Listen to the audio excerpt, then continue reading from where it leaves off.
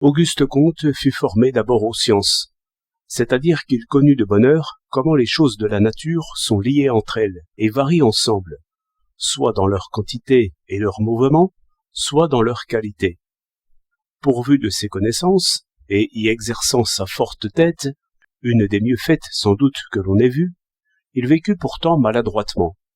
C'est qu'avec une vue fort précise de l'ordre extérieur, il se trouvait comme un enfant au milieu de l'ordre humain, source principale de nos passions. Aussi fut-il dupe des sentiments et de l'imagination, suivant les impulsions de son cœur généreux, en vrai sauvage qu'il était.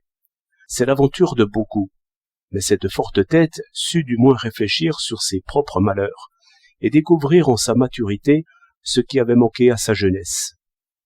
Venant donc aux poètes, aux artistes, et en somme aux signes humains vers sa 40e année, il finit par où il aurait dû commencer, qui est la politesse dans le sens le plus étendu, et l'éducation à proprement parler.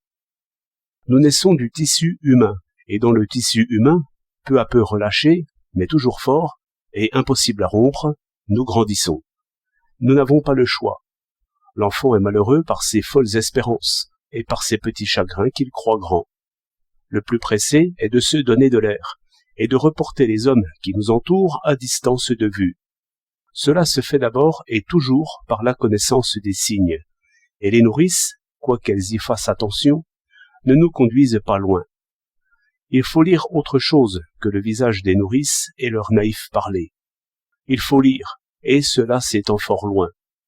Le rendre maître de l'alphabet est peu de chose, mais la grammaire est sans fin.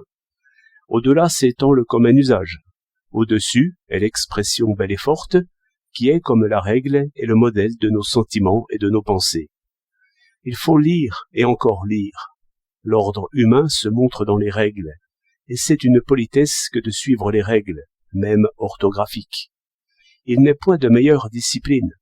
Le sauvage animal, car il est né sauvage, se trouve civilisé par là, et humanisé, sans qu'il y pense, et seulement par le plaisir de lire. Où sont les limites? Car les langues modernes, et les anciennes aussi, nous y servent de 1000 manières. Faut-il donc lire toute l'humanité? Toutes les humanités, comme on dit? De limites, je n'en vois point. Je ne conçois point d'homme, si lent et grossier qu'il puisse être par nature, et quand il serait destiné aux plus simples travaux, je ne conçois point d'homme qui n'ait premièrement besoin de cette humanité autour, et déposée dans les grands livres. Il faut essayer, en profitant de la singerie enfantine, qui prend si aisément le ton et l'attitude. Il faut, dès les premières années, pousser aussi avant qu'on pourra. Décider d'après les grâces et la facilité, choisir l'un pour la culture et exclure l'autre, c'est injustice et c'est imprudence.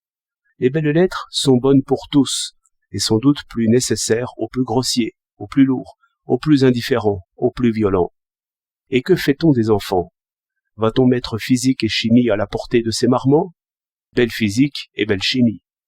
Le même Comte nous rappelle ici à l'ordre, dans le sens le plus fort du mot, nous avertissant que la physique réelle est entièrement impénétrable sans la préparation mathématique, mécanique et même astronomique, chose que l'enfant ne doit pas essayer avant sa 12e année. Jusque-là, qu'il apprenne à lire et encore à lire, qu'il se forme par les poètes, les orateurs, les conteurs. Le temps ne manquerait pas si l'on ne voulait tout faire à la fois. L'école primaire offre ce spectacle ridicule d'un homme qui fait des cours. Je hais ces petites Sorbonnes. J'en jugerai à l'oreille et seulement par une fenêtre ouverte. Si le maître se tait et si les enfants lisent, tout va bien.